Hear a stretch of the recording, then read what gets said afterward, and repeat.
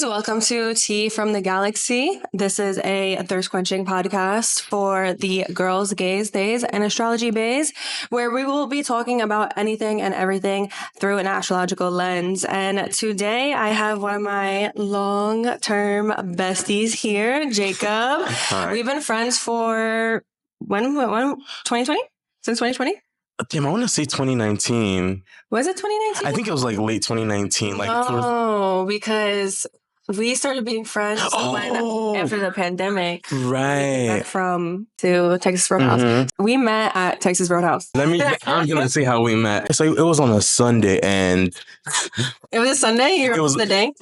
I think it was a Sunday, yeah. And you were just like, I could just tell you were like hungover or something. You just walk in like... I just want to work here and no one talk to me. Just like an intimidating aura, for sure. But I just felt like drawn to you. I just feel like I feel like we'd connect and stuff like that. So Then I overheard you speaking to someone about like crystals or something like that. Mm-hmm. And I just literally started getting into like I recently had like my spiritual awakening and I like with crystals, astrology. I remember you were wearing an amethyst necklace. It's crazy.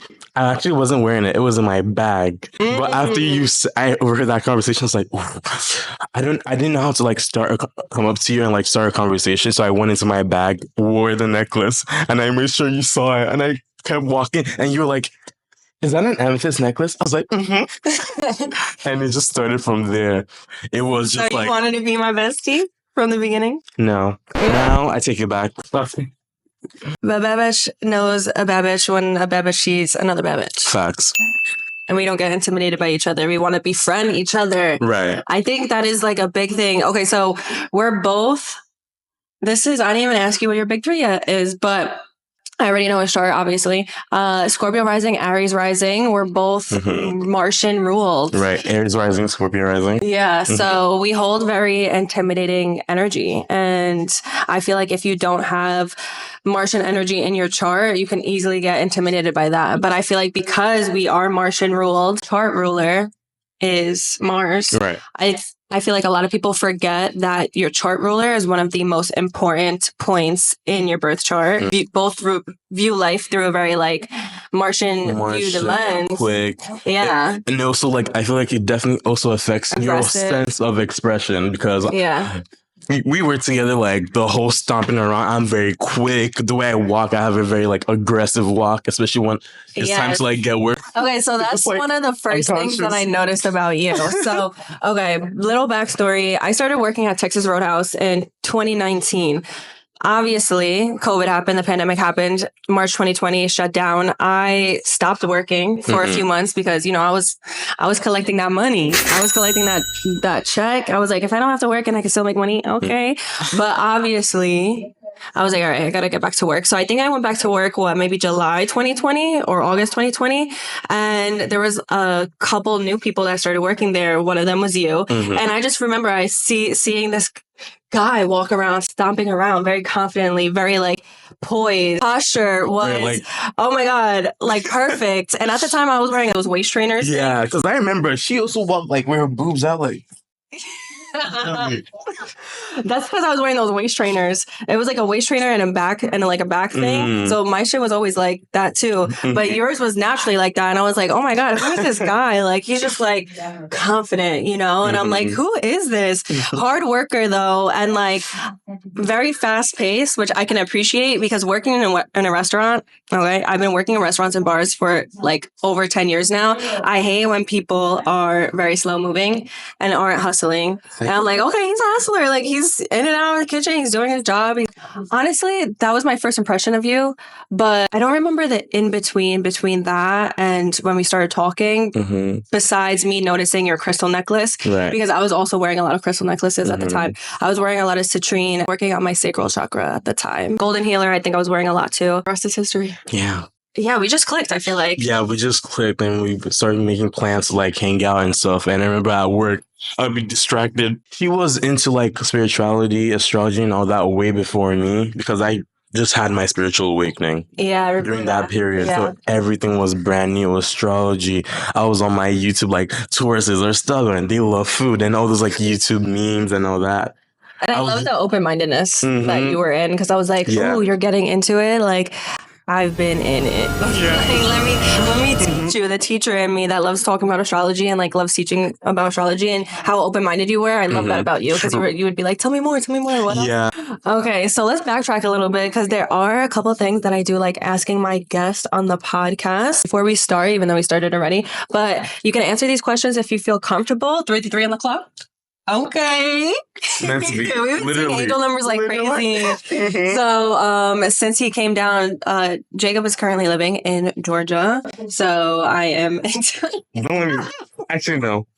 Ignore that. I'm obviously in South Florida right now. So he's been here since Saturday. It's currently Monday. We've been seeing angel numbers like crazy since Saturday, the past couple days. But yeah, 3 on the clock right now. But a couple questions to ask you: your age, your pronouns, your sexual identity, and what your big 3 is, so we can all be on a deeper understanding of each other. So my name, Jacob. Age, 23 years old. My pronouns are he, him. My sexuality, I'm gay. And Pride month. And my big 3 is I'm an Aries rising, Taurus sun, and Capricorn moon. Yeah. Love that. So another reason, the more that we got into astrology, is like, oh, this is another big reason why we clicked. We both have Capricorn moons.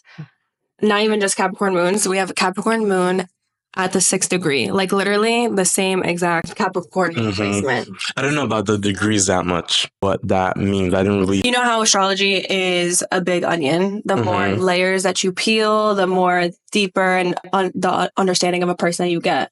So, you know, when you're learning about astrology, you can, okay, we're both Capricorn moons. Like we know a lot of Capricorn moons that are also very different. Exactly. So now we got to unpack, okay, what are the aspects of that the moon is making? Because a Capricorn moon who has a square Pluto is way different than a Capricorn moon that has a trine Venus. Right. You know, like square Pluto is definitely going to go through a lot more hardships than a trine Venus is probably a more charming person. Another layer, the degrees. The degrees acts as like a different flavoring of your moon sign. So there's like the first decan, which is like 0 to 9 or 10, I believe. The second decan, 10 to 20. The third decan is like 20 to 21 to 29. Yeah. So I think like the first one is like more of like a new energy. Maybe like this is an energy you're not used to. For example, someone who has like 29 degrees, that shows that, okay, you've been working on this over lifetimes. It's coming to like completion. And like earlier degrees is like, okay, you're just starting to learn this. Yeah, that's definitely a thing too. Like the earlier degrees, they say if you have early degree placements, then you are probably more of like a newer soul and you're here to like learn newer things, be more open-minded. Than if you have like later degree placements, especially 29 degrees. The 29 is a critical degree in astrology. So if you have a 29 degree in your chart, most likely you are like an older soul. You've lived a lot of lessons through that, what that meaning of that planet means. Like let's say you have a 29 degree Venus, like you probably have lived a lot of lifetimes where you've learned a lot of lessons about love, relationships, finances, money, stuff like that. Where in this lifetime, it could feel like almost a big pressure, innate wisdom. And it's kind of like, ugh, it could feel very hard, but it's just like an old soul type of energy. Like that's the way I could describe it. Right. Like if you have a 29 degree, but also having a Capricorn moon too, that's like, oh, it's giving old soul. I always think Jacob is older than what he is. Like, and that is a big Capricorn moon thing. Like getting told that we're old souls. How old are you? People think that we're older. People always think that I'm older. They always think I'm older. Yeah, always. That's a big Capricorn moon thing. I think we carry ourselves in a very mature way. And I also find that attractive in people too. Like, oh, you've lived life. You're wise. You're mature. You're not like childish. Although I can appreciate like someone who is childish. If that's all that you're bringing to the table, like just childish, you can't be serious about anything. Yeah. I'm like, and I feel like there's a difference between like childlike energy and someone who's just straight up childish. Yes, 100%. Like I think we're both very mature, but also childlike energy at the same time. Like we embrace our inner child. Yeah, we both have Gemini Venuses too.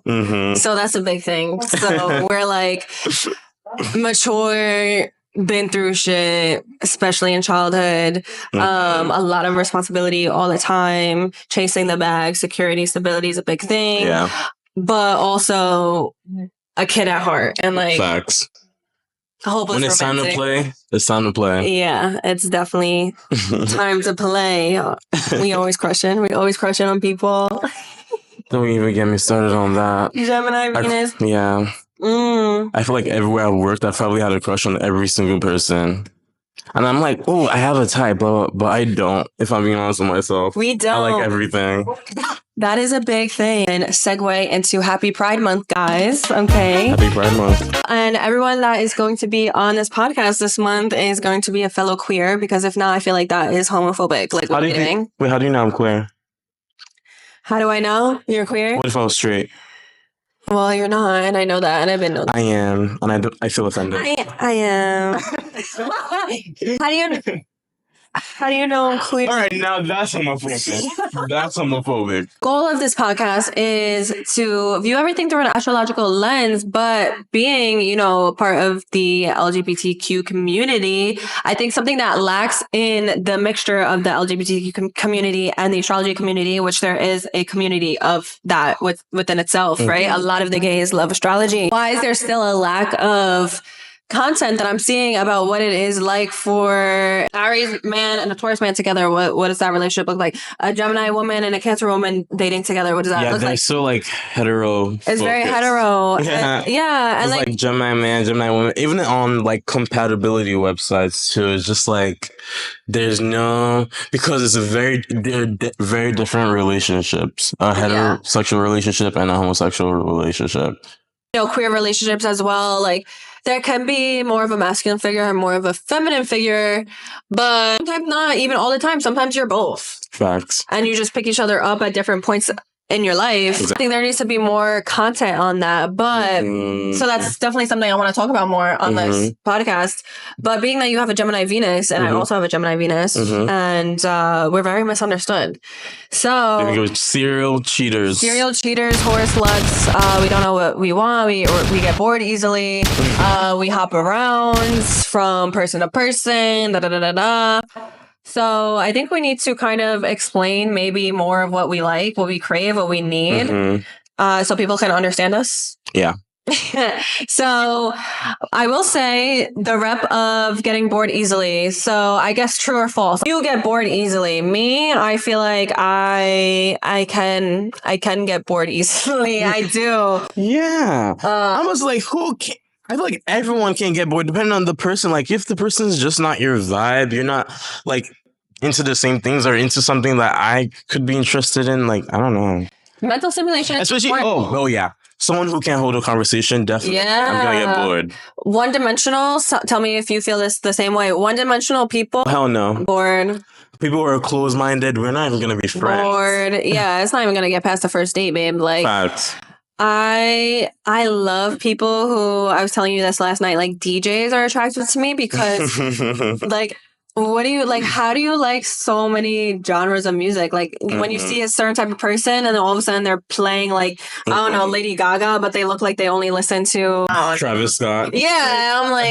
I'm like, ooh, like, or they put on some like throwback music and I'm like, oh, okay. Like, I like that you like different types of music. Like someone who just plays one different genre of music, that right there might sound like a little thing, but that's a dub. Like that's a dub for me. Like I can't marry you. You only listen to rap, or I can't marry you. You only listen to country. Like that's a dubby. It's a dubby. Like I need like people who have dimension to them because I feel like we're multi-layered and we like people who are also multi-layered too. Because we're interested in so many different things and we could be interested in many more.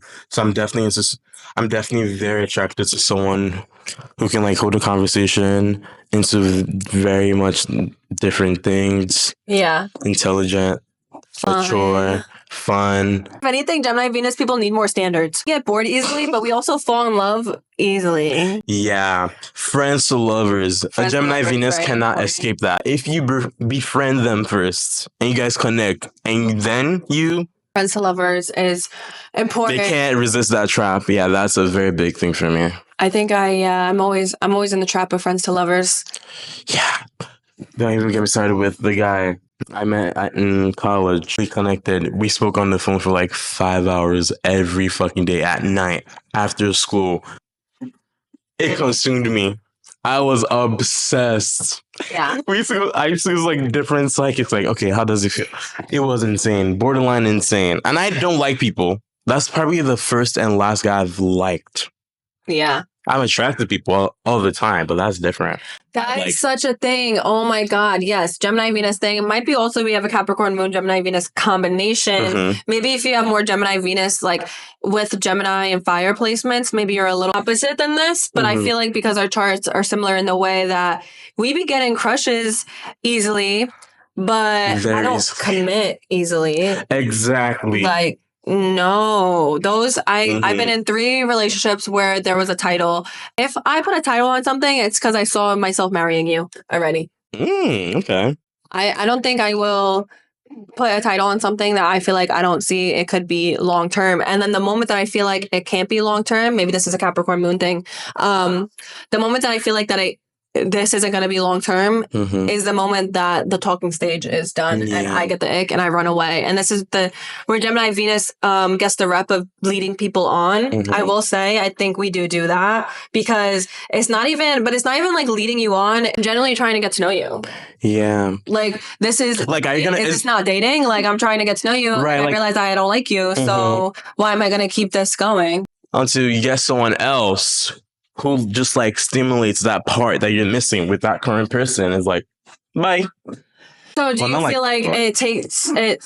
You say bye when you find someone else who stimulates you? But that's the thing. Like, I could say anything, but like, I've never been in a relationship. Yeah, so this is where it's a little different because you've never been in a relationship. I've been in 3 relationships, but there's also, this is why it's like nice to kind of get the different perspectives of a Gemini Venus because a lot of also people think that Gemini Venus people aren't in long-term relationships, and I have been in long-term relationships. I also have another good friend who has been in multiple long-term relationships. She has a Gemini Venus. It's not that like we don't like to commit. I think Gemini Venus people know what they don't like. And I will say though, I never had a backup ready for me. Like I was never like, I never let people on and I was like left because I was already being stimulated by someone else. I was never like that. But the moment that I wasn't being stimulated anymore is the moment where I just like shut down. It's hard for me to bounce back from the ick. I'm bored. Like this isn't working. If I don't see this long term to me is not even just stability, like a stable person, but someone who can be my lifelong bestie. If I'm bored, like, and I don't see this being like you're my long-term bestie. Too rigid? No. Too rigid, too controlling. Oh, yeah. Gemini Venus people, we don't like that. Like Gemini Venus, they see myself being good friends with someone that like I didn't work out with romantically. Well, yeah, you say that. I haven't been in a relationship. Ouch. But not even an ouch. It's just like, kidding, yeah. because me also, me being the Gemini Venus that I am, I have tried being friends with all my exes after it ended. The first 2 literally crashed and burned to the fucking ground. My last girlfriend, we're still friendly. We're still friends. But there was a point in our friendship where we realized that we can't be as good as friends as maybe we want to be. If there was always respect in the relationship, it just didn't work out. I think it's possible. If there was a lot of disrespect that went down in the relationship, I don't think it's possible. 100%. I think like Gemini Venuses, we want it. The air Venuses, period. Like we really love being friends with our partners, our lovers, and we want that friendship forever. Yeah, because it was almost like we're friends first before lovers. So like I don't want to lose my friend. If that makes sense. That is such a thing that Gemini Venus people deal with, and maybe just air sign Venus people deal with. Period. That it was so hard for me to separate from my partners because I fell in love. We fall in love not just for what people look like, but who they truly are 100%. and their mentality and the fact that they're our best friends. So it's like, now I got to break up with you because we're not working out romantically, but it's so hard because now I'm going to lose a best friend and a lover in one. Yeah. And that is the most heartbreaking part of it. I feel like, honestly, to me, truly, I wish I could be friends with all my exes. Like there's a reason that they're my exes. We were really good friends, but I mean, it is what it is. What Venus sign would you think twice before dating? Like I would be hesitant. Yes. Honestly, Aries Venus. I was gonna say the same thing. Aries. Yeah. They're insane. Yeah. But I will say my best friend has an Aries Venus, and maybe because she has a Taurus stellium, so it grounds her. Aries Venus, I just feel like I can't trust. Let them see someone they're attracted to, even just for a split second. It's over. Maybe the they're attracted to other people is so unevolved. Yeah, I just feel like it's always like I'm always just gonna be forever in a competition of who's hotter, and if you find hotter or attractive, it's almost like they'll get someone. They're like, "Ooh, if I bagged you, I can bag someone hotter. Let me try that." And you just keep the cycle going. Aries Moon's Aries Venus. Having a Capricorn Moon, so different to the point where we don't understand each other. Like, I just don't understand how you deal with things like that. Big love bombers. I don't like that. I feel like that trust issues, how quick they are to move on to the next. Like, did you even process an emotion? Venus people also have very high expectations that I don't really like either. Yeah. And I feel like everything you're saying now, you're describing men. Am I correct? Like Aries, Venus. No, they always give bad reps. Both. Okay. Both. I will say both. Yeah, but I will say on the flip side, if you meet a mature Aries that has done work on themselves, they are very they will fight for you. They will definitely fight for you and protect you. Yeah. They're very protective and they could be loyal. Like warrior type energy. I'll fight to the death. My best friend with the Aries Venus, the only times I really seen her like ready to fight was in her to defend her relationships 100%. To defend her man. Like very uplifting. Evolved Aries energy as think of it as the energy of a child. A spoiled child. Yeah. And evolved Aries, right. But on the evolved side, think of it as a football coach. Someone who's you can do this. Empowering. Yeah. That's kind of how I see it. Very true. That is very true. I do love Aries energy for the fact that it's creative. It's courageous. It's bold. It's doing things. It's the first sign of the Zodiac. It's a leader, natural born leader. They get shit done. They do. I don't like the impulsivity. Being a Cancer, Sun, Mars, and Capricorn Moon, and I think so much about everybody else. When I meet someone who doesn't kind of think similarly like that, they're just thinking for themselves. It's a little triggering to me because it's I don't understand how you're not like me. 1, 2. Maybe I wish I could be more like you. I was literally just about to say. Because at the end of the day, when something triggers you, you really got to put a mirror to your face and wonder why is it triggering you. And that's something that I realized about Aries placements. I'm I wish I could be more impulsive like that. What would you say, being a Gemini Venus, your top 3 things that you crave and desire partner, and then platonic, any type of relationship? Because I feel like when we talk about Venus, everyone thinks about romantic partnerships, but Venus isn't just that. It's also what you desire in relationships in general. Yeah.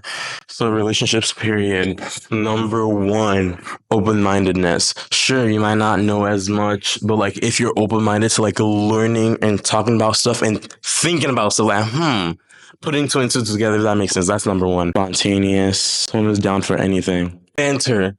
I love banter is a big thing. Open-mindedness. Okay, yeah, I'll say that for now. That's people in general. And what about romantic? Romantic, playful. I want someone I love someone who's playful. Open-minded, good with their hands. Pun intended. Gemini does rule hands. Right, that's why I said that. Okay. They be good with their hands. That is very true. Definitely into sexting too. See, this is where I'm a little different. I can get down with sexting, voice notes, no. FaceTime, no. I'm more Gemini than you, because... Yeah, well, you have Gemini, Venus, and Mars. So Mars is what you sexually desire, too. So you got all the Gemini. Right. Gemini. Where am I from? Gem. Sometimes, sexting, it just feels like sex. Or but if you combine both, we're having sex and someone is speaking noises. Because I have people who are heavily against loud sex and all that. Oh, not me. Facts. I like loud. Silent sex. Ew. No. Yeah, what are you doing? Dirty talk. Sexy music playlist in the background. I like music playing in the background. Oh yeah, that I like dirty talk. Too much talk. You don't? No, I mean, I like if I'm having sex with someone who's good at dirty talk and it gets too much, I'm like, don't be out here calling me a dirty slut. I have a Cancer Mars. I need to be treated like That makes sense. softly. Okay. Well, doesn't your Scorpio rising want to like Oh, I'm very sexual. I'm very open. tap into the dark For sure. part? I'm very much a switch in the bedroom, but I don't like heavy BDSM. pain. Okay. Don't call me a slut. Don't call me a whore. Tell me I'm the best you ever had. Well, call me a slut. Call me a whore. I like being told like uplifting things. Like, So you need a Leo Venus. So like a Leo placement would do that for you. I already told Like, you. yes. Leo's is X out of my life. Yes, I like Leos that. Since, no joke, since I'm fucking 14 years old, I'm not even joking. Every single person I've been with has some type of Leo placement. They need to be exiled from my life. Leo risings for sure. I'll still be open to other Leo placements. Like I do like a Leo Venus placement. Okay. Leo Venus is, guys, they put you on a pedestal. Yeah. I love that shit. That's good. The Leos might get mad. They're gonna be so mad. They just want to talk about themselves. Yeah. They're very self-centered. That is very true, though. Leo placements are shallow. They are especially the underdeveloped side of Leos. The attention always needs to be on them. Things always revert back to them. Yeah, like they suck out the light in the room. That's how I feel. Dark Leo energy. Right. This girl I went to, she's not a representation of all Leos, of course, but like this girl, she literally sucked out all the light in the room. Oh, I could feel she was just so yeah. Anything good that's going on around her, she has to shift it to herself, and she just sucks it away. It's an interesting perspective because Leos do take up the light in the room. They're the center of the attention, but I never viewed it in a way how some can literally suck the light. Yeah, because Leo, you're ruled by the sun. You're meant to shine light on everyone around you. Like, it's almost like that's your nature in the light, but in the dark you're sucking the light out of people for your own advantage or like satisfy your lack of self-esteem. Damn, I'm reading Leos right now. I promise. Leo gang, they're gonna be in the comments like, no, they're gonna kill me. We're the best. What do you mean? Especially they are like that. They're like, we're the best. They're very intense. You know, they're like, we're the best. That's why I'm a Leo. I mean, like, lion. Rock. They're the lion. Oh yeah, I like Bretman. I like Bretman Rock. But I like he's a Leo through and through. He is. I like him. For sure. I do like Bretman Rock. I was watching this video with him and his boyfriend too. That's like my new source of entertainment. Yeah. Oh, do you like PDA? I don't mind PDA. You don't mind PDA? It depends. Okay. Like, if it's forced, it depends in the certain scenario. With my family, no, I don't like it. With my family, that's different. Yeah. Everywhere else, yeah, I don't care. Like, whatever. But like, you're in a restaurant with, like, let's say with your group of friends, and you're just like. With a group of friends, the reason that I might not be super into PDA with my group of friends, it seems like you're alienating yourself. Right. It's kind of like, why are you here? Like, we're supposed to be here as a group. And I'm big on that too. Like, I love group activities with my partner. That's probably one of the biggest qualities that I need in a partner. That's number one. Need them to have their own group of friends. I have my own group of friends. You can easily integrate into my group of friends, and I can easily integrate into your group of friends. That is a huge, huge, huge thing that I need. Yeah, I feel like that's why they say Gemini Venuses, they usually meet their love partners through like friends. Yeah, definitely. It's very important. So yeah, when I'm out with my friends, like I don't like doing that. I've been in relationships before where they're super PDA around my friends, and it just makes everyone uncomfortable. Yeah, you're alienating ourselves. And I was never that type of girl where I'm alienating. I was always a group girly. There was very rare times where I'm like clinging onto one type of person. I know girls especially who are like that. They'll cling on to a certain person. I thrive in groups. Like, I love being surrounded by groups. If I'm like out at a restaurant or something like that, and like, or we're walking in public, yeah, I don't mind PDA. I want everyone to know that I'm yours and you're mine. I think that is something that makes me fall for someone too. Like when they're like showing me off at first. I like that too. Yeah, I like that. I'm like, oh. I've never. What do you think is the top 3 gayest signs? Top 3 gayest. My number 1 is Gemini. I think Gemini is a very gay sign. My number 1 is Libra. Yeah? I would say I would put Libra as number 4. As number 4? Yeah, because I have other ones that go before it. Huh. Okay. Let me look at mine first, because that's crazy. I'll say Libra, Gemini for sure. And Pisces. Yeah. Pisces They're goes just number fluid. 5. Mine is Gemini, Aquarius, Sagittarius. Oh, Aquarius. That's a good one. Yeah. That's a good one. Aquariuses love like just someone who is completely different. Like-minded in a lot of ways, but they're just physically attracted to like someone who intrigues them. Like literally no joke, every Aquarius Venus person I know or every Aquarius heavy person, they just love being intrigued, which is very similar to Gemini too. Yeah, someone that's out of the box, someone who's like outside of the social norms and stuff like that. Yeah. I think Gemini though, because Gemini is ruled by Mercury, they definitely crave the mental stimulation part and the being able to carry conversations part, the wittiness, the joking around. And they're also like very curious. That's why they would most likely be. So I think the mental stimulation and the communication part is definitely like Gemini and Aquarius. They're both intrigued by people of all different types. But I feel like Gemini definitely requires a lot more mental stimulation and wittiness and childlike wonder than Aquarius. Aquarius can be a little bit more serious. They're ruled by Saturn. So they're like, I know a lot of Aquariuses are very fun, but also it's kind of like if you're not on the same page of a lot of the same things with them, they can easily be like, blocking you out, like on to the next. Very stubborn. I was raised by an Aquarius. My mom is an Aquarius. Oh, okay. My mom has an Aquarius moon. Oh yeah? Yeah. My mom's a Capricorn. Damn, double Saturn. A lot of tough love. For sure. I'm not surprised. My mom too, for sure. Do you know her moon sign? Virgo. Yeah. She notices. That's a little hardcore too. Fact. She notices like everything. Very intuitive. And your sister's a Virgo too, right? Yeah, my sister Virgo and Pisces moon. I love that. I love Pisces moons. That's literally my favorite moon sign. Yeah, I love Pisces moons. I always joke around, my future partner is going to have a Pisces moon. I don't know, like who I'm going to marry might have a Pisces moon. I don't know. It's just, I love that placement. Yeah, they're just so like healing. I feel like they're one of those moon signs that go through so much, but they just come out of it like almost like softer. And they spread that softness. So like other people, it's having a Capricorn moon, we go through a lot, but it causes us to have a big shell. It hardens us up. Yes. But like for them, it's almost like the opposite. It softens them. Yeah. Because they've been through it, it causes them to have a lot of empathy where they want to heal other people, especially spiritually, versus us, we're like, get away from me. Like, I've been through this before. Right. And it's hard. But I like that Pisces moons have the ability to soften us. Yes. Because I can't be with another hardcore person who's going to soften me up. We're both hard. Capricorn moons were like completely different and just like in touch with their emotions and very emotionally intelligent. I feel like we're both heading there, but still, obviously, we still have like a lot of work to do. I go through roller coasters in my life.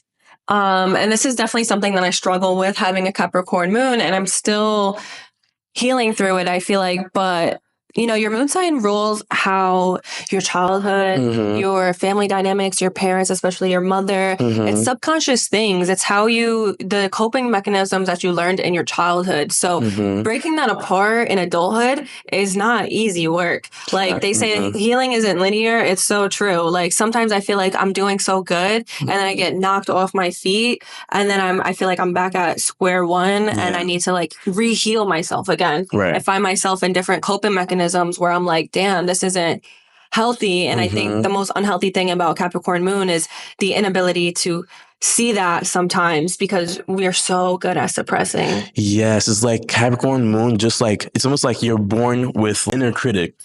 A very loud and powerful inner critic. Always. That's the number one thing I always realize about Capricorn moons. Probably all the Capricorn moons I've met in my life have had mommy issues, except one recently. And he like has such a good relationship with his mother. And I'm like, it caused me to have such a different perspective on Capricorn moons. But I will say he is like his own worst enemy. Self-critic, like biggest critic, holds himself back, and procrastination. Yeah. because of the fear, because needing to be perfect and the fear of rejection or the fear of not being good enough, and because always wanting to give 110% to everything that we do, which I think is a good quality. Yes. It causes us to be procrastinators because we're like, if this isn't going to be 100, then it's going to be a 0. Right. So that is like a downfall, because sometimes you just have to say, fuck it. Yeah. I think we're having the Capricorn moon. I feel like no matter how good your external or whatever it is, I feel like it always leaves you with like a wound. It's like everything's going so well. I'm blessed with like an amazing family and all that. Now I feel like I don't deserve it. Now you're going down this whole rabbit hole. I think that the biggest thing that Capricorn moon needs to get past is believing in themselves. That's like a big thing. Patience is a big lesson. I think if you have any Capricorn placements, Sun, Moon, Rising, Venus, especially, the success comes later. Ruled by Saturn. Saturn moves in 30-year cycles. That's why they say Capricorns age like fine wine. It's very true. The success comes later. The love life comes later. The looks come later. Like, you know, maybe not like all of the above, but if you're really struggling at something and you're like, I just can't get it right, learn patience, because we're meant to have it more long term and long lasting. It's not like you're waiting for no reason. I think that's something that Capricorn placements need to realize. You're not just waiting around for no reason unless you really are not doing anything. Like, there's free will and everything, right? You're really not waiting around for no reason. You're like, oh, it's just never going to happen for me. It's kind of like, how bad do you want it? Saturn is testing you because Saturn wants you to be fully prepared for what you truly want. If you were to be successful tomorrow, would you even know how to handle the millions of dollars that's in your bank account, or would you just blow it?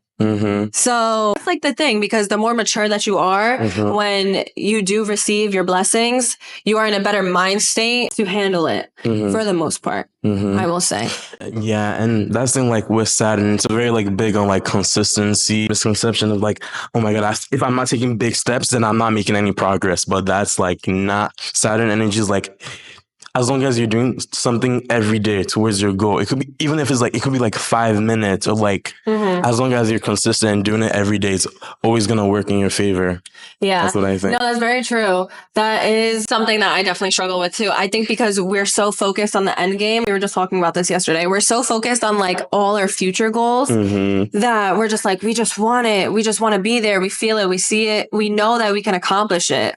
I love the hardworking aspects and like the hardworking nature in Capricorn placements. We get lost in our big goals. Virgo is definitely better at the little details to get to accomplishing the goal. Capricorns can get overwhelmed with those big goals and can be big procrastinators, which a lot of people don't realize that. I think if you're just scrolling on TikTok and you're like, Capricorn stereotypes, hardworking, entrepreneur.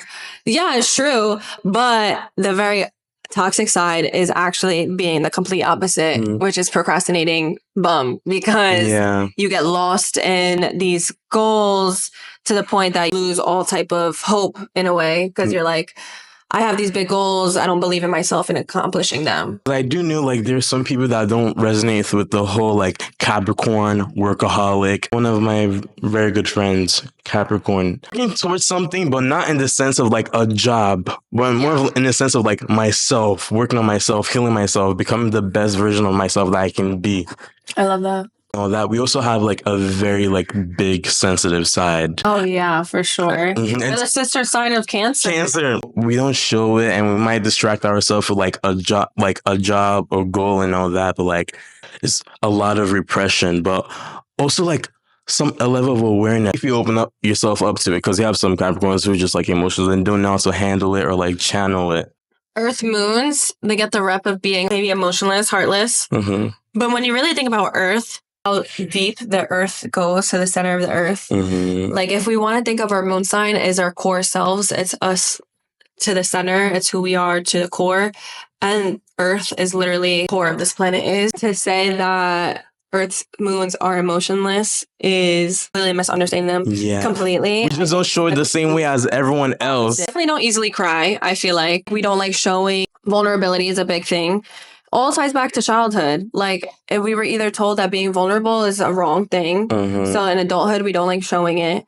We weren't shown the tools on how to be sensitive or how to be emotional, I should say. So as an adult, we just figure out other ways to deal with it, or we just completely suppress it. Their sister signs to water. We think deeply, we feel deeply.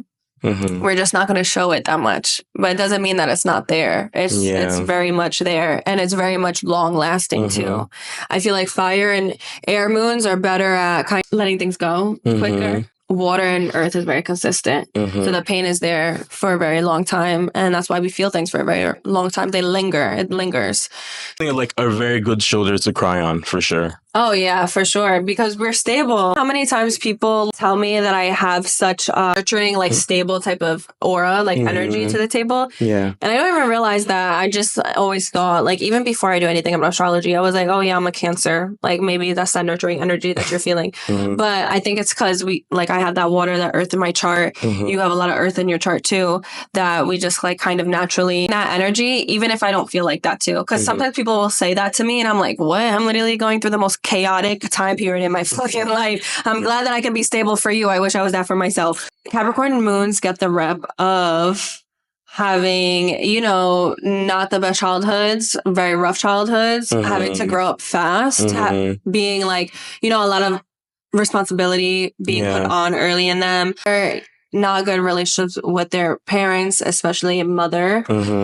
Does any of that relate to you? Can you what was your childhood like as a Capricorn moon growing up? And remember, guys, he is a Taurus sun, Aries rising. Not every Capricorn moon is going to have the same experience, but a lot of Capricorn moons do have this similar experience of having to grow up really fast, a lot of responsibility being put on them, or just having really not a good relationship with their mother. Very either not good or just estranged, distant, lack of a connection, or they just view their mother as a really authoritative figure, very boss bitch type of energy. Wow, my mom is she gets shit done, and Yeah, that was exactly how it was. I feel like my mom was I feel when I was younger, I definitely had a great relationship with my mom, but she was I saw her work her ass off. Yeah. And I also observed her go through so much ups and downs financially, and I just remember being the backbone too. I also taking care of her because single parent. I remember being taking care of her when we didn't have much. I observed a lot. I just remembered being a very melancholic child. I relate to that. Observing a lot. I think that's a big thing with Capricorn moons too. Sitting back and observing a lot. Yeah, my mom was definitely very a boss woman, very assertive. Oh my god! Because as a child, I was painfully shy, avoided confrontation, did not stand up for myself. My mom was the opposite, and she always Jacob, you need to be confident no matter what. You need to speak up, and that was a very big thing for me. She definitely pushed me pushed me very hard. Definitely not easy to impress. Yeah. That's so funny because I have a similar experience with my mom too. I had this one race where 10 of us, I was 7th position, but I just did horribly. I just wasn't on my A game. After, and I went upstairs to where she was like, yeah, you didn't do a good job today. Straight up. She's not gonna try and sugarcoat. I'm there's no sugarcoating there. No sugarcoating. Yeah, my mom was a tough cookie. She instilled the toughness in me. Facts. 100%, especially the women in my life. 100%. Yeah. But she, no sugarcoating, no sugar, brutally honest. Very brutally honest. The lack, probably not nurturing. My mom was definitely not nurturing. Yeah, my mom, she's a very wise woman. That's the thing. I feel like Capricorn placements can be incredibly wise, but there's always that emotional factor. Yeah, they're giving you wisdom. Emotional factor is just okay. Yeah, I definitely lack the, when little kids are just want their mommy. I feel like I never really had that. I never really confided in my mom like that. It was definitely because of things that my mom was going through in when I was a child too. Like if I'm gonna keep it real, like me and my mom did not have a good relationship when I was growing up. Like definitely typical Capricorn moon. And that's just being brutally honest. I have a better relationship now, I think, especially because we don't live together. Like I think the last like really bad fight we had was probably like 2 months before I moved out of her house. And since then, since I live in Florida now, my mom lives in Jersey, like definitely a better relationship. I don't know if you relate to this too, because you don't live with your mom or by your mom, but that feeling of distance, whether it's literal distance or like emotional distance, a lot of Capricorn moons, I feel like deal with that, whether it's 100%, especially now. I feel like my relationship with my mom was definitely way better when I was a child. I was very like, okay, tell me who I am. I feel like now, ever since I started to like come more into myself and discover things about myself outside of like my mom and stuff, I definitely feel like there's been a strain in our relationship. And just like we talk, she's like, hey, how are you doing? Blah, blah, blah. But you can just tell there's a level of like detachment. There's no like a lack of connection. Yeah. Compared to like my other siblings and stuff, especially ever since I came out, like especially when I came out to her. Ever since then, it just shifted like completely because of how she is. Like she's religious. Because before I came out to her, I was like, she's not gonna accept me anyway. So it's almost like I started to like mourn her. Like I already know like our relationship is gonna be dead once I come out. So it's almost. That definitely severed like the stronger connection we had. I feel like that's probably a big thing because, okay, when I first started being friends with Jacob, he was not out to his family. Like I was not out to anyone. And I just like moved to America too from Nigeria. And that's the whole thing. So I know that took a lot for you. I remember when he told me that he came out to his mom, I was like, what? For the longest time, he said that he wouldn't until he became famous.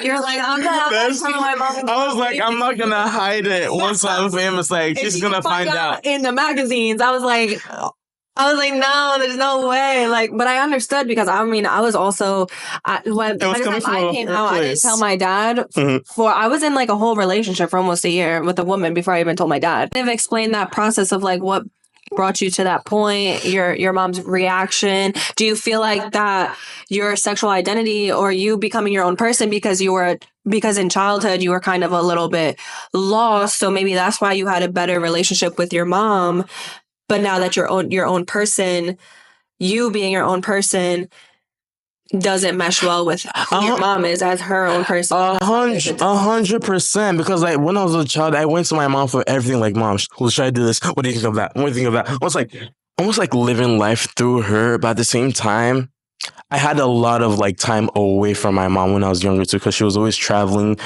for work, and I was also in boarding school. So that's a whole different story. This is like even of a deeper meaning because you're from Nigeria and your mom still lives there, right? Yeah. And over there, it is not accepted like at all. At all. So this was like a huge thing. Yeah. To be honest, my sister just told me about a dream she had because my whole family, we're very like spiritually gifted in the sense of like dreams. We get messages through dreams a lot. My sister told me about a dream she had that like my mom came to visit us in America. And I was going out. It looked like I was going to like a gay club in the dream apparently and stuff. But when I heard my mom downstairs, I ran to hide in a suitcase and I zipped myself up in that suitcase. And I don't know, that dream just hit me so hard. Wow. And it was crazy because before she even told me about that dream, I just like suddenly felt the urge like, I should just tell her instead of like waiting and just rip the Band-Aid off, especially because the relationship was taking like a very big hit. I was building like a lot of resentment towards her. I don't want to talk to her. I'm like, yeah, I don't care. I'm just gonna be by myself. Like I don't need her and stuff like that, because I was like, you're not gonna accept me, and this is not a part. Like I was born this way. I didn't choose it. I told my sister, you know what? I'm gonna come out to mom. Can you like stay with me and all that? This is it. This is the day. So. At first, I was like, Mom, I have to tell you something, blah, blah, blah. It's very important. But before I call you, I want you to watch this video. And it was just like a short YouTube clip of like an African guy coming out to his parents and then being like accepting of it. So I remember after I sent her the video, she was like, what is this about? What is going on? Then I was like, then I called her. My sister was right next to me. Even my sister, she was shaking. She was like, and she was holding my hand so tight. She was so scared. Aww. So I was like, Mom, there's something I have to tell you. I just couldn't say it. I couldn't say it. So like, I told my sister. She understood. I like told her that like I felt this way since I was a child. Blah blah blah. I feel like she was getting a picture. Child, like 4 years old. Like facts. I knew when I was very young. I always felt this way. Blah blah blah. She was like, "What is it? What is it?" So my sister just like said like, "He likes guys." She was like, "Yeah." My mom was like, "What? What did you just say?" I was like, "Yeah." And she just immediately started crying. She was like, "Who lured you into this? Who made you this way? Someone lured you into this. Someone like made me gay." I'm like, "No." Yeah. But I like, did you move to America and you turned gay? Exactly. So that's where she was heading to, like, oh, it's America, blah, blah, blah. I probably had the most gay sex in Nigeria. Oh. Yeah. That's key. Exactly. See, like, you tell me, I'm like, see, piping. It's hot, there's so many, but because it's so shamed, mainly because of religious reasons. Maybe this was TMI on my part. I was like, Mom, I was with guys in Nigeria, and like that doesn't mean anything. Yeah. So she was like, oh, someone lured you into this. So she was like, okay, I'll call you back, and just cut the call. She went through a whole thing. Then like after that, I sent her a long message that like I'm still the same person you gave birth to. Like nothing is different about me. Yeah. This is just I've always felt this way. And like moving to America, it was just like I'd rather be dead than not be myself. That a life lived in a lie is not a life worth living. I said that 100%. Yeah. And like I feel like that's when she started to like she's still battling through like accepting it till now. For strong words. I feel like she needed to hear that. For sure. So that was the whole thing. I started calling all my siblings because all my siblings are like significantly older than me. My brother's 39, my other brother's 41, and my sister is 36. Especially my brother. She called my two brothers like, if you're in his life, and showed him what a man was. Like, if you're a good masculine figure, he wouldn't be this way, and trying to blame it on them. But like, obviously... But no judgment against my mom because, like, also, like, she's not exposed to these things, so I understand. I can't be like, how can you say that about me? Like, you're not my mother. Like, first of all, gay people don't exist. Yeah. And where I'm from, and they're highly indoctrinated to religion and stuff like that. Because I literally remember when I was, like, 7 years old in church, 7 years old, and they were playing a video of, like, about rapture, and they were talking about like this is what happens to like gay people, prostitutes, people who have piercings, and it was literally a video of people getting their eyeballs like plucked out, people getting slaughtered in church. Yeah, that's another religious wound I have. Like, what's the word? Grooming? Is that grooming? Force feeding the consequences of what it would be if you're gay in this country from an early on.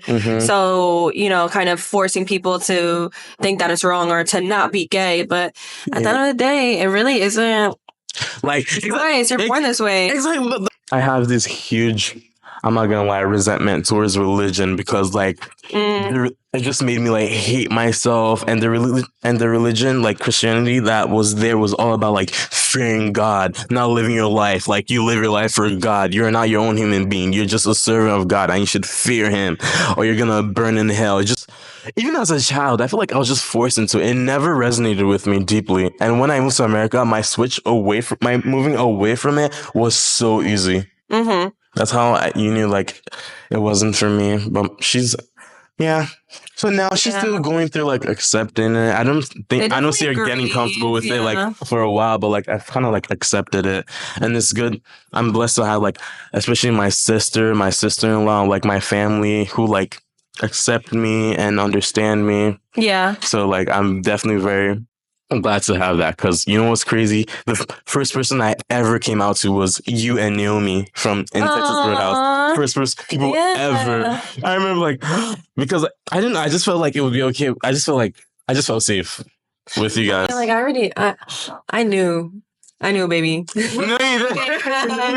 If I didn't know, or if I meet someone and I know, I will never force like a coming out story of for sure. anyone, like just based off like my own personal experience too. I think that's someone else's journey. something that I'm learning as well is you can't force someone's reaction towards you. Like 100%. You can't force them. Like, nah, you're meant to be upset. Like, yeah.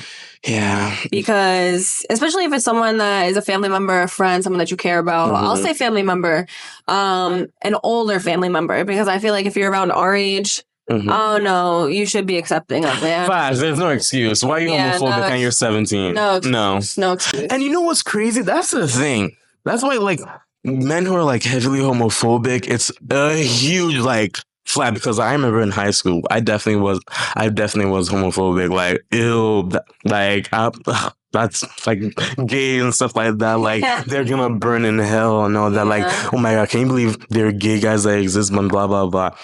And also, there are also guys who are very aggressive about it. Like, nah, don't touch me that way. Blah blah blah. I've hooked up with like the most homophobic people ever. That's the thing. They say the craziest shit. They're the most masculine people ever. And yeah, 100%. That's crazy. Like, you know, you hooked up with this person and you can just see them in public, like, gay people, blah, blah, blah. It's just, and I was in the same boat. So, like, anytime I see someone who's like very out there homophobic, the internalized homophobia is actually crazy. Like, it's actually giving it away that you're gay to me. Facts. Like, how much you hate gays. Like, why do you care? Crazy mentality. Like, literally getting nervous around me. Especially my job right now, you can just tell they're not comfortable around me. And it's so weird coming from New York because no one gives a fuck. Where I used to work was in New York. It was like Hard Rock in New York. Restaurant. Restaurant. I was a server. And where I work now is Longhorn in Georgia. I have like 2 months left. In the countryside. Yeah. I can't wait to leave. Population of 200? No, but yeah. So it's almost like, why do gay people make you so nervous? Because the straight guys I know, only bad bitches make them nervous. Well, it could be also like, but I also get like they're not around it. Yeah, I get that. Like, they're not around it. Also religion. Yeah, religion. But I feel like social media, like these days, are you not exposed to a lot? Like, maybe our TikTok feed is just gay or something. Because I feel like in America it's impossible to not. No, people are just choose to hold like negative biases towards people who are different from them, which is very like unfair and just not nice. Everyone has their own different lens that they look at based off of the environment that they grew up in, I guess. But it definitely is different. Like, going from New York, and he's talking like Manhattan, New York, like one of the most gayest fucking cities in the country, to now you're going to, like, you see horse and buggies in the road. Like, it's like it's completely two different areas. I told him, I was like, get out of there, man, get out of there. But he is 45 minutes outside of Atlanta. Yeah, so like, I know Atlanta is a completely different energy from where I'm at right now. So, but I'm working towards getting a better job now, and I'm getting the fuck out of there. But the only connection I have there is that, like, my family, because I'm saying, like, my brother. Yeah, that's why he's out there. And his kids. Family is a very big thing for me, so I love that I get to, like, be around them and, like, take care of the kids and, like, watch them grow up and stuff. Like, what we were talking about last night, we went to a coffee bar last night. We were talking to a girl that we met at the bar. Type of memories that you're instilling on your nieces, that's truly memorable. I think it's something that's missing in this country. A sense of community. Together. Yeah. Like, this country, I feel like it's a village. Yeah, like, I feel like social media especially, like, this narrative of, like, oh, you need to make it by yourself, independent. Like, you need to, like, live in on your own when you're 18. Hyper independent. That we've lost a sense of community, because that's what it takes. Your family on your own. Like, I will say one thing that I loved about how I grew up in my early childhood is it really did take a village. Like, I was around all, like, my uncles, my grandparents, my grandmothers watched me, like, almost every single day. I lived in the Bronx. And then, like, I was around just all my cousins. My uncle, my cousin lived with us. Like, you know, like, they were just always around. It did end at a certain time period in my life. I loved that. You grew up around like so much love. Yeah. But I also understand like I'm blessed to have that because I understand that not everyone has that. Some people do not have like a healthy like home and like people around them, so they have to get away from it. That I also understand. So very true. But even your friends too. Like my mom didn't have any sisters. She had all brothers. Her best friends were like her sisters. My godmother is one of her best friends. And we were just all there for each other. My godmother picking me up from school and like, you know, just like it really does take a village. And even if you don't have that family dynamic, if you have best friends, I think it's super important. And I want this for my friends when I'm older too, that when you grow up and you have your own families, that why do you feel like you need to do everything on your own? Like it's okay to raise these kids together. Pluto and Aquarius, I think that's going to be a very big thing. Communities. People are going to be yearning for a sense of community. Friends. I'm telling you right now, friends are going to be buying lots. Like it's power to the people, power to the community. We're giving community power again, supporting small businesses and community, like local and fuck local the things. government and like the large corporations that just for real though. Influencers who are niche, who like represent like a niche group of people. Predictions for Pluto and Aquarius over the next 18, 19 years that I feel like, you know, we saw Pluto and a Capricorn. That was the influencer era, praising the rich. We were helping the rich get richer. Yeah, Pluto and Capricorn is like power influencers. Power to those with higher status. High status, and everyone wanted it, right? I want to look like that. I want that car. I want those fits. I want to be an influencer. I want to be famous. I want to be rich and famous. I just feel like, especially like the pop off of social media, all everyone cared about was getting rich and famous.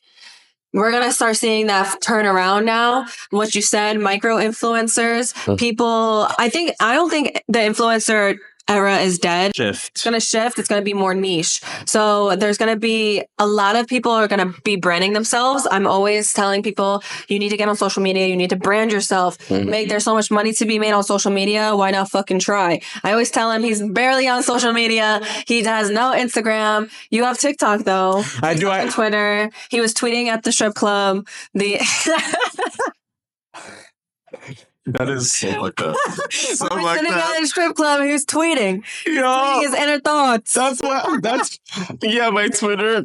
No one follows it, but it's literally like my diary. It's so convenient because I'm like one day, like when I'm like further in a completely different like place, I'm gonna be looking back at this, or someone might look at my tweets and be like, "Damn, diary." And random. This might be off topic, but before you even got into like astrology, what were you like into? Like, how did you like get into astrology? My whole life, I was intrigued by astrology. Like I used to love like the magazines. Like when I used to love magazines when I was a kid, and I always used to read like my horoscope little thing. I was the little girl with the mood rings, with the fortune teller games. I was born for this. I love Twitches. I love Wizards of Waverly Place. I loved Halloween Town. Wizards of Waverly Place, greatest show ever. You know, I was born to be this type of person. It always intrigued me. I like always felt like a spiritual connection to my spirit guides, and my ancestors. So I was following a girl, shout out her, a.k.a, I think is her Twitter username. She tweeted something that said, you know, by looking at your birth chart, you can see what the sex of your first child will be. And I was like, this was 2017. And I was like, ooh, I want to see, like, you know, I always wanted to be a mom. I was like, I want to see, like, if I'm going to have a boy or a girl first. So I put in my information in, like, astro.com or something, or Cafe Astrology. And I just started reading the descriptions of everything, and I was hooked. And that right there, that's how I got to astrology. I was literally hooked. And I was in school for psychology at the time too. I was in college for I was studying psychology. So I think I've always been intrigued by human behavior, studying human behavior. I've been always like an observant person, I feel like. I just love the ability of how it ties into human behavior and understanding people. They say people who like astrology were very misunderstood growing up. So, it made me feel understood. So I fell in love with it. I was like, wow, like Capricorn Moon. Because obviously everyone knows like their sun signs, but here and there, sensitive, crybaby, emotional Cancer. I'm like, yeah, I guess. But then I read Capricorn Moon and Scorpio Rising, and I was like, wow, that shit's on point. And I was hooked, and I just like nonstop was researching it for years and years and years. I relate to that a lot. Astrology is an onion. Once you peel those layers, and then you get addicted. Like, we should definitely wrap it up a tad bit, but I do want to end with asking, like, what is there anything you're currently working on? What are your future goals? I know you have dreams of, you know, being in the limelight or being successful. That's what we're gonna say. Every time we end conversations, we're always like, oh, when we're successful. Like, I truly feel in my gut, we're both gonna make it really big. We're both gonna be really successful. And we always talk about how we're gonna look back on these past times and kind of like laugh and reminisce. Because I feel in my gut, and even when I look at his birth chart too, I'm like, I know that you're gonna be successful and you're destined to make money. First of all, I'm currently working on getting a way better job from serving. Before the end of the year, I should definitely be getting something that way better, more stable, and pays more. But like, the end goal is to be in the film industry as like a film director, filmmaker, period. I want to like create my own film. So many ideas and like summaries, like plots and like scripts that I haven't finished. Bring my ideas to life. I want to create like films and like network and meet other like-minded people, creatives who just want to work together and bring stuff to life. That's like my goal. I can dedicate my whole life to that. Like, that's just something that I dream about for sure. My genre is also going to be like fantasy, because that's all I watch right now. Take me away from Earth. Yeah. I love to escape this planet as much as possible.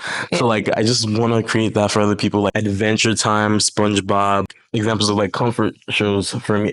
Arcane. I also like anime too, but like an example, like Everything Everywhere All at Once. That's one of like my favorite movies ever. It was so healing for me and shifted my perspective. It had me thinking like weeks after I left the cinema. And the more recent one being Sinners that I just saw. Oh my God.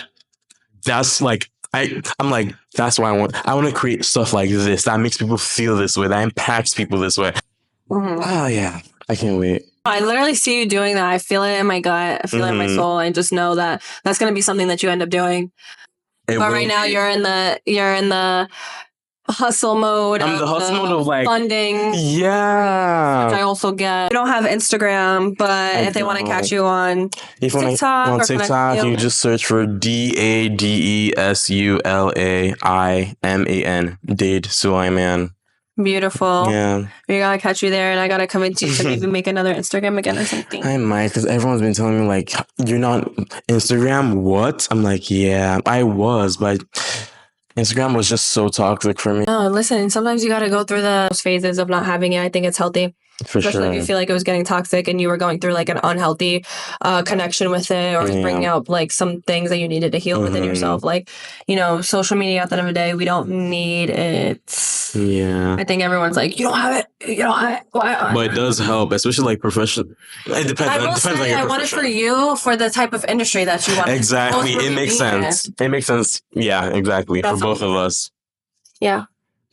Yeah, that's why like TikTok, I do plan on being like more active and posting more, no matter how cringe, dumb, or whatever it is, just post whatever. That's what I say. That's like, who gives a fuck, right? Whatever. I'm a big believer in that. Glad you were on this podcast with me. Me too. So, you know, you definitely inspire me. So that's why another reason I wanted you on this podcast. And I feel like you will have an inspiring story as well. I feel like a lot of people can connect with you. So yeah, I mean, I hope it reaches like the audience that it does. And yeah. Can definitely follow me on all my socials from Instagram. Well, only like Instagram and TikTok. I really have T from the Galaxy is that with Angelfish Astro. So I also have my Angelfish Astro Instagram and TikTok as well. I dive more into, you know, the specifics of what's happening astrologically. But yeah, thank you guys. So nice. Thank you for watching. Bye.